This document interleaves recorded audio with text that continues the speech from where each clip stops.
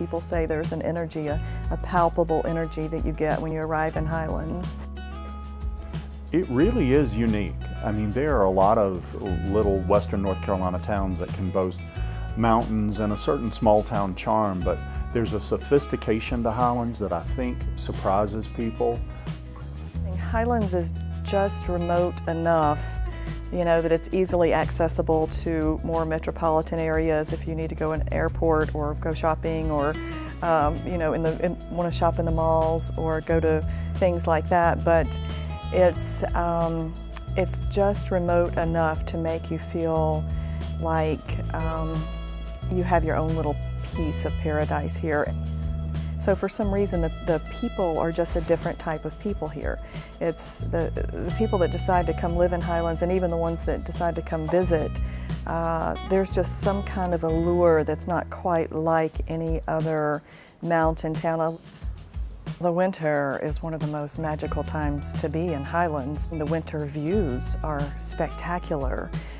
You know, because we're up here on a plateau, in the summer it's wonderful. You're nestled into greenery and lush rainforest, but in the winter you're looking for miles across mountains and beautiful bare trees to about 3 states around us. And you can just see for miles. One of my favorite hikes in the winter is Whiteside Mountain. When you crest the top of that mountain, it's like a spiritual experience. You feel about this small, and you're just looking out over the most ancient, beautiful mountains. See, I actually like winter hiking a lot because the leaves are off the trees, the light is brighter, the air is just clearer and crisper, and there's kind of a quality to the light and to the air that you don't get necessarily in the other seasons. And the nice thing is you typically have the trails to yourselves. Winter for me is more of a time of kind of becoming quieter and more still. So, you know, even if hiking's not your thing, or zip lining, or any of the other more active activities that you can do in the rest of the year, gosh, what a wonderful excuse to just sit by a fire and read a book. I think in this day and age, doing nothing has become a luxury. And doing nothing intentionally is kind of an art form. That's what I call luxury. And if I could spend it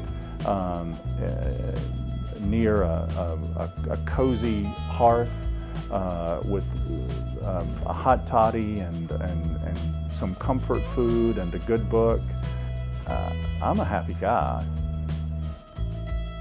An ideal day in Highlands: get up, go have a hearty breakfast at some place like Mountain Fresh and have a cup of strong coffee.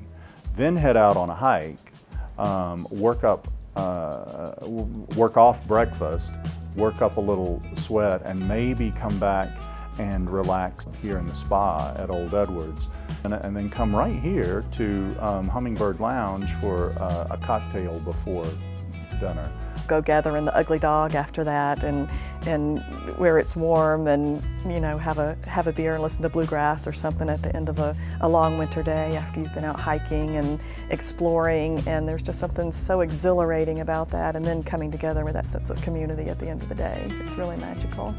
People often ask, where would I go on an ideal vacation? I think an ideal vacation would be to be here, right here in Highlands, with 48 hours and nothing on my to-do list. There is something healing about mountains, and I think people find it here, whether they would call it that or not, in Highlands.